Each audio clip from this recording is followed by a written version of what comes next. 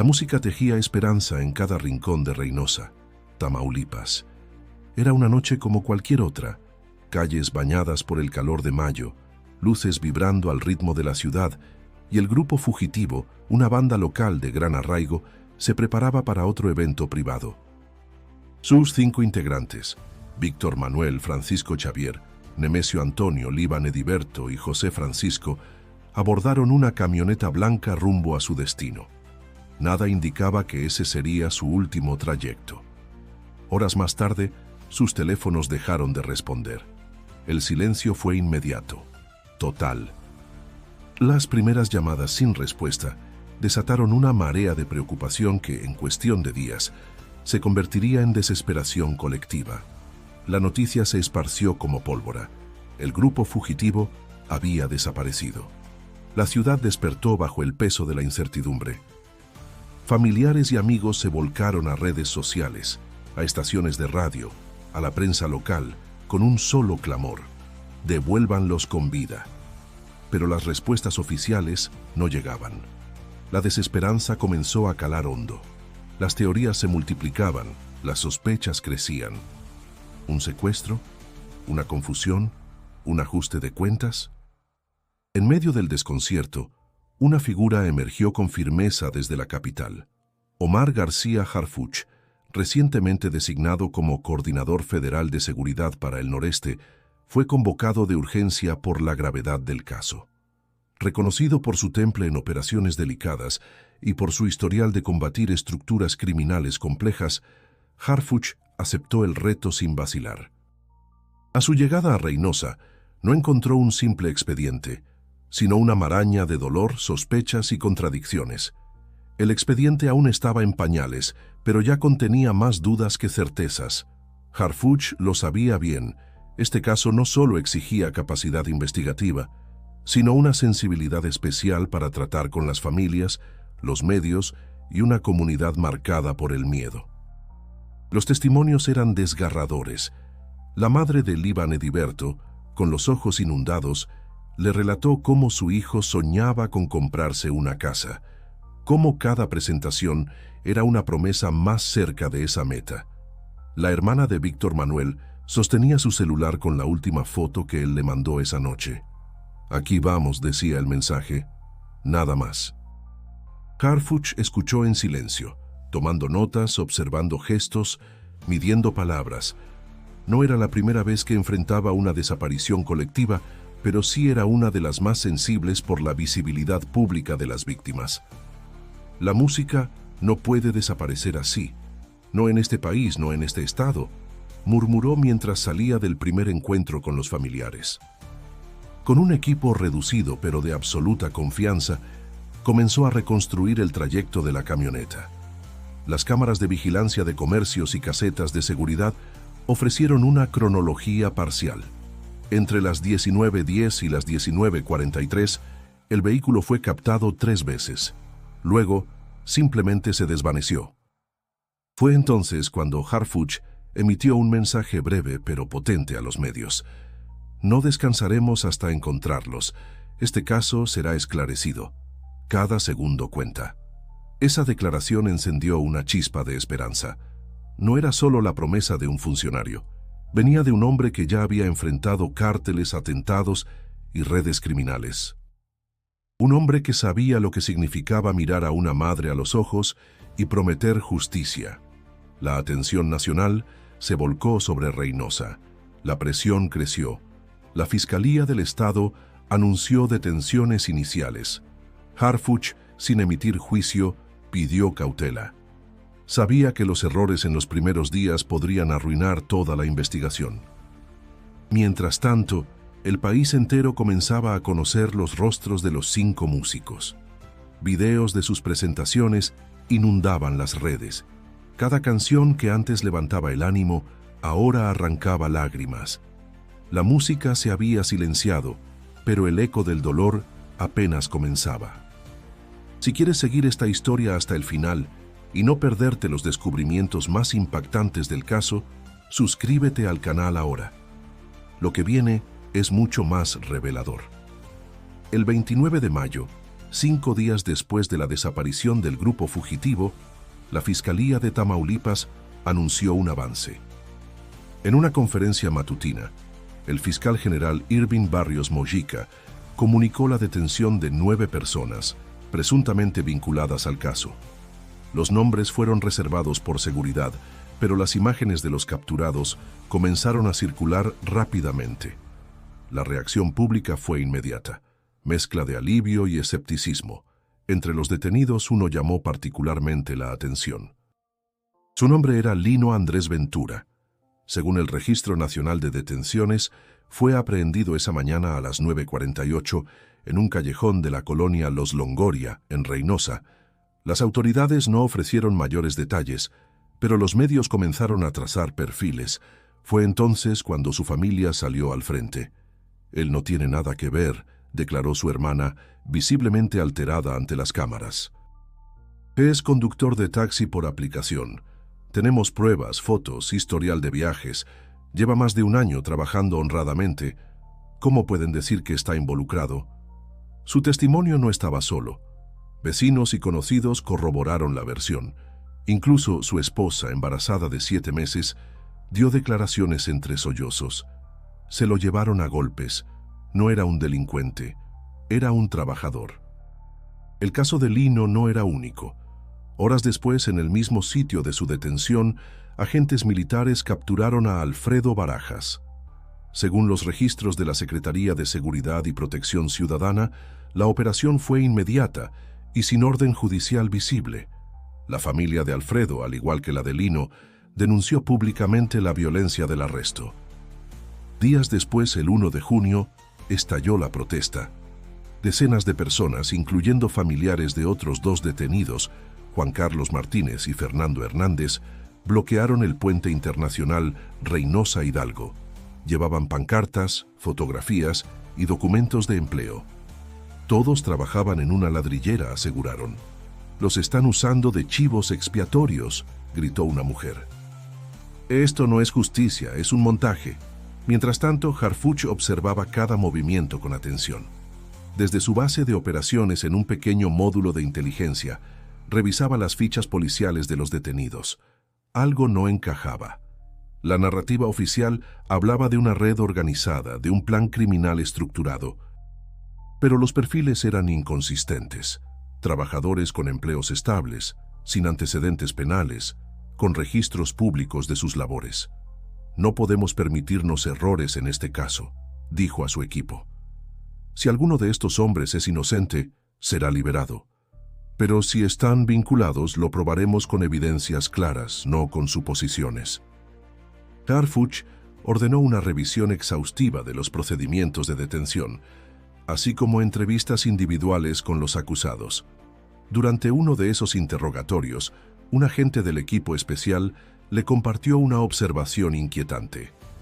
Lino Ventura parecía más confundido que culpable. No tenía idea de qué se le acusaba. Solo preguntaba por su esposa.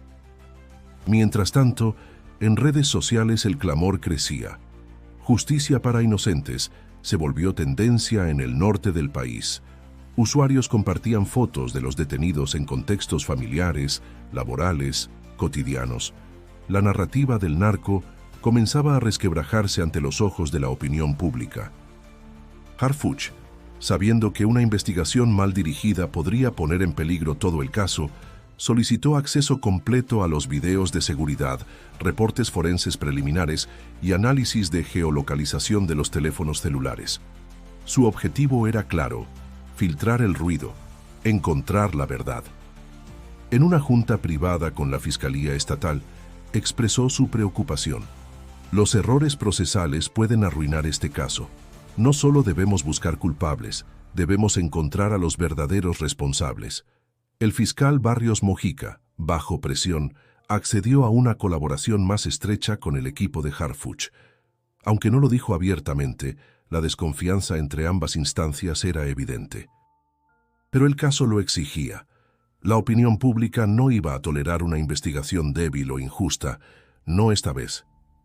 En paralelo, las familias del grupo fugitivo continuaban con su propia búsqueda.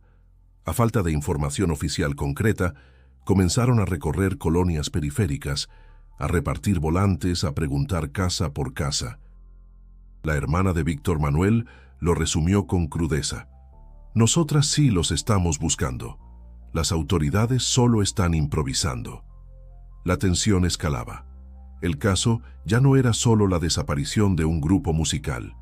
Era el reflejo de un sistema judicial frágil, de un país donde la verdad a veces se esconde entre papeles mal redactados y detenciones sin sentido. Y Harfuch, en medio de esa tormenta, sabía que la siguiente decisión marcaría el rumbo de todo lo que estaba por venir. El calor en Reynosa no daba tregua, y tampoco lo hacía la presión. Cada día que pasaba sin respuestas aumentaba la desesperación de las familias, el escrutinio mediático y la tensión entre los equipos de investigación. Pero fue precisamente en ese contexto de incertidumbre cuando un nuevo rastro comenzó a emerger, inesperado y contundente.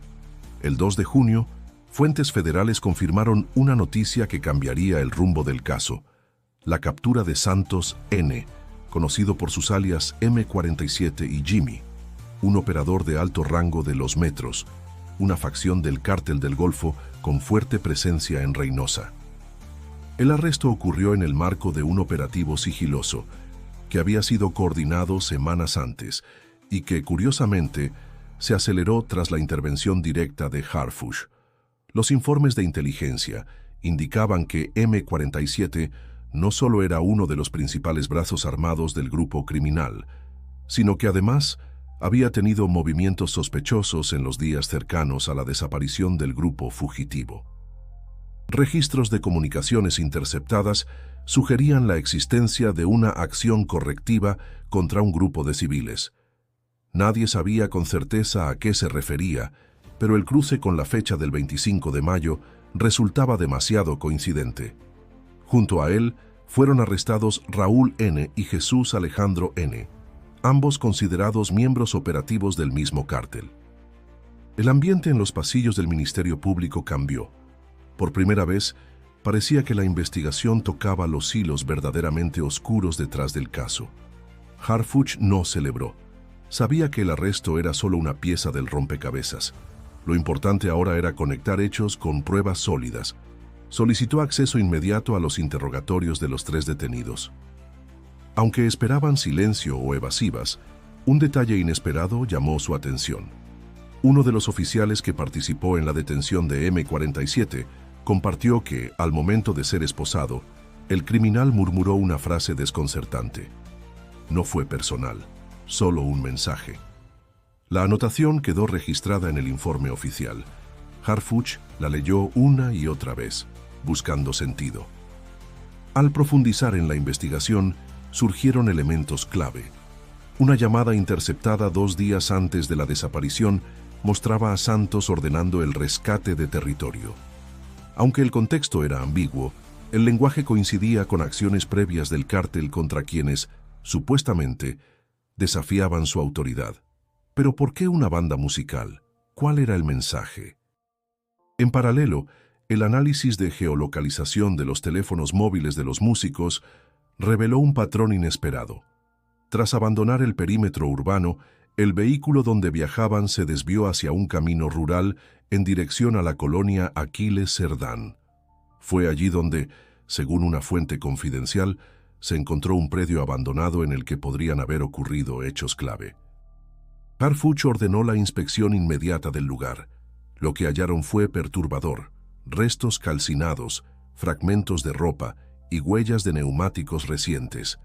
Aunque no había confirmación genética aún, todo apuntaba a que se trataba de la zona donde los músicos fueron llevados por la fuerza. Mientras tanto, las familias se mantenían firmes en su esperanza.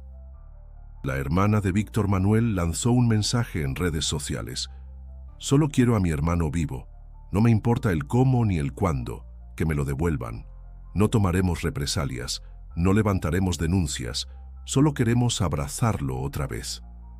La presión social también alcanzaba a las autoridades.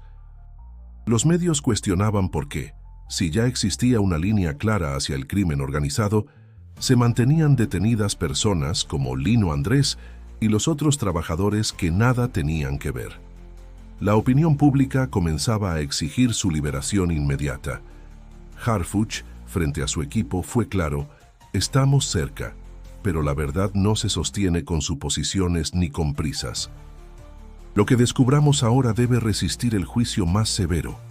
Vamos por los verdaderos responsables y vamos a limpiar cada error que se haya cometido en el camino. El caso, por fin, parecía moverse en la dirección correcta. Pero la tormenta aún no había terminado. El amanecer del 3 de junio no trajo descanso. Mientras Reynosa despertaba con la ansiedad acumulada de días sin certezas, Omar García Harfuch afinaba los últimos detalles de un operativo que podría cambiar el rumbo definitivo de la investigación. Los informes, las coordenadas, los movimientos previos, todo coincidía en una zona específica, un rancho oculto entre parcelas abandonadas a las afueras de la colonia Jarachina Sur. Desde muy temprano, fuerzas federales, acompañadas por elementos de inteligencia y personal de la Guardia Nacional, se desplegaron en un cerco silencioso.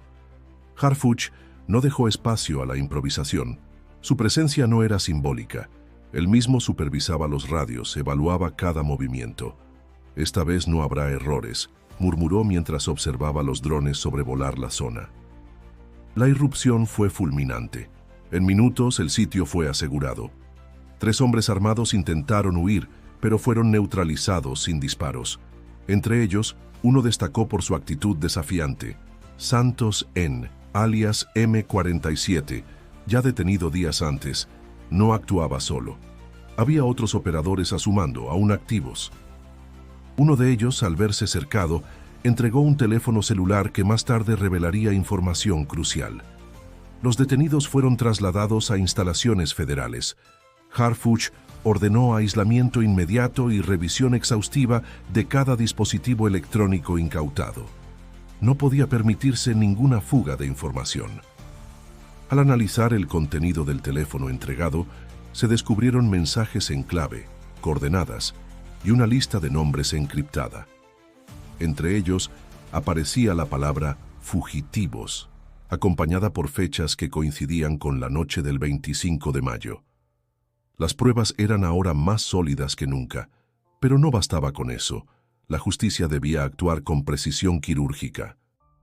Harfuch solicitó órdenes de cateo adicionales y abrió una línea directa con el Ministerio Público para formalizar nuevas imputaciones. La presión era inmensa, pero el momento exigía templanza. Al conocerse la noticia del operativo, las familias de los músicos reaccionaron con una mezcla de alivio y cautela.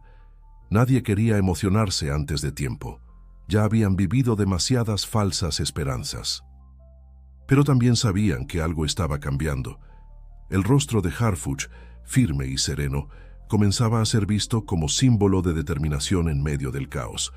Paralelamente, la situación de los detenidos inicialmente comenzó a reevaluarse. Lino Andrés Ventura, el conductor de aplicación arrestado sin pruebas contundentes, fue trasladado a una sede donde sería entrevistado nuevamente, esta vez por el equipo de Harfuch. Allí, se le ofreció la posibilidad de aportar su versión completa de los hechos, sin presión. Lino, aún confundido pero más tranquilo, narró con detalle su rutina diaria. Mostró registros de viaje, chats con usuarios, recibos electrónicos. Nada lo vinculaba con el grupo criminal. Solo estaba trabajando como cualquier día.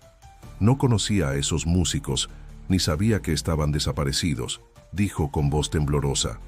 Su declaración fue cotejada con las evidencias tecnológicas. Coincidía.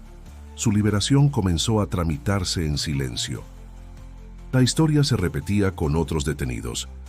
Alfredo Barajas, Juan Carlos Martínez y Fernando Hernández también comenzaron a ser reconsiderados como víctimas de un operativo apresurado. Harfuch ordenó que cada uno de sus casos fuera revisado con criterios objetivos. No vamos a tapar errores, vamos a corregirlos con justicia, me aseguró. Los medios, enterados de las nuevas detenciones y de la revisión de casos, cubrieron el avance con intensidad. Portales nacionales titularon: «Caen los verdaderos responsables. Harfuch limpia el caso. Inocentes comienzan a ser liberados». La opinión pública giró nuevamente. Ahora, más que buscar culpables inmediatos, pedían un proceso transparente, con pruebas, con responsabilidad. El operativo culminó al anochecer, con el traslado de los nuevos detenidos a la Ciudad de México. Se esperaba que, en las siguientes horas, comenzaran las audiencias formales. Mientras tanto, en Reynosa, el ambiente se sentía distinto. No era una celebración, sino una pausa, una especie de respiro entre tanto dolor. Harfuch, de regreso en su oficina improvisada, no habló de triunfos, solo de deber. Esto no termina aquí. Faltan respuestas, faltan verdades, pero hoy al menos comenzamos a ver el camino. Pasaron apenas 3 días desde el operativo final, pero en Reynosa el tiempo parecía haberse estirado en meses. La ciudad, aún marcada por el dolor, amanecía con un aire distinto. No había euforia, pero sí una sensación de que, por fin, la verdad había empezado a salir a la superficie.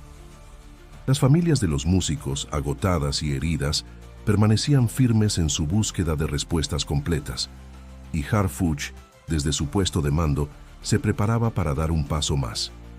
El 4 de junio, en una conferencia convocada en la Ciudad de México, Omar García Harfuch presentó los resultados preliminares de la investigación. Flanqueado por representantes de la Fiscalía General de la República, expuso con claridad lo que se sabía hasta ese momento. Habló de los patrones de comunicación de los implicados, del vínculo directo con la facción Los Metros, de los dispositivos incautados y de las pruebas encontradas en el predio cercano a la colonia Aquiles Cerdán. Pero también dedicó tiempo a un punto clave: los errores. Sin rodeos, reconoció que algunas de las detenciones iniciales fueron precipitadas. Agradeció públicamente a quienes, pese al sufrimiento, se mantuvieron firmes denunciando irregularidades. Y anunció que Lino Andrés Ventura, Alfredo Barajas, Juan Carlos Martínez y Fernando Hernández serían liberados sin cargos. Una investigación no puede ser justa si no es honesta. Nuestra obligación no solo es encontrar a los culpables, sino evitar que inocentes paguen por lo que no hicieron, declaró con firmeza. Sus palabras, transmitidas en vivo, generaron una ola de reacciones.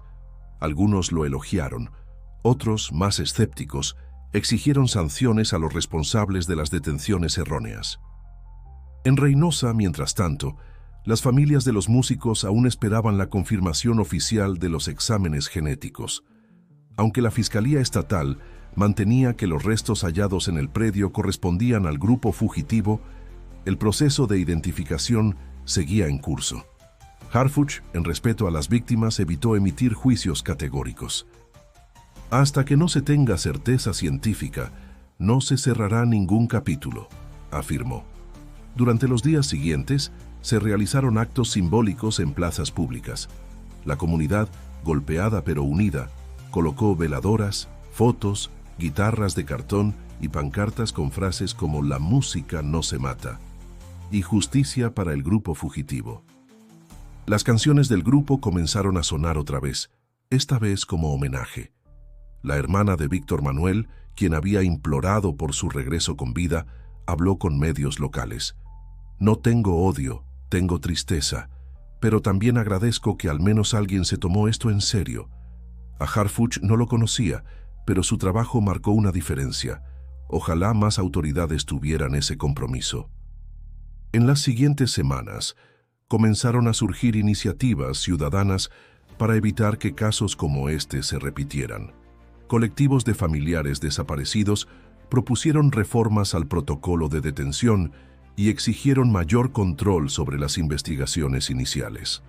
El caso del grupo fugitivo se convirtió en una bandera de lucha más amplia, un símbolo de resistencia y memoria. Por su parte, Harfuch regresó brevemente a la capital, aunque su compromiso con el noreste del país seguía intacto. En entrevistas posteriores, recalcó la importancia de trabajar con la comunidad, de escuchar tanto a víctimas como a testigos, y de no dejar que la prisa o la presión mediática desvíen el rumbo de la justicia. No basta con capturar a un criminal, hay que restaurar la confianza. La justicia verdadera no es solo castigo, también es reparación, concluyó. A pesar del dolor irreparable, algo había cambiado. Reynosa, herida tantas veces, volvió a levantar la cabeza. No por olvido, sino por dignidad. Y aunque los músicos del grupo fugitivo ya no volvieran a cantar en vida, su historia resonaría por mucho tiempo como una canción de lucha, de amor y de verdad. Gracias por acompañarnos en esta historia tan dolorosa como necesaria. Si no lo has hecho aún, suscríbete al canal para seguir recibiendo relatos impactantes como este. Y no olvides hacer clic en el video que te dejamos en pantalla para conocer otro caso que estremeció a todo México.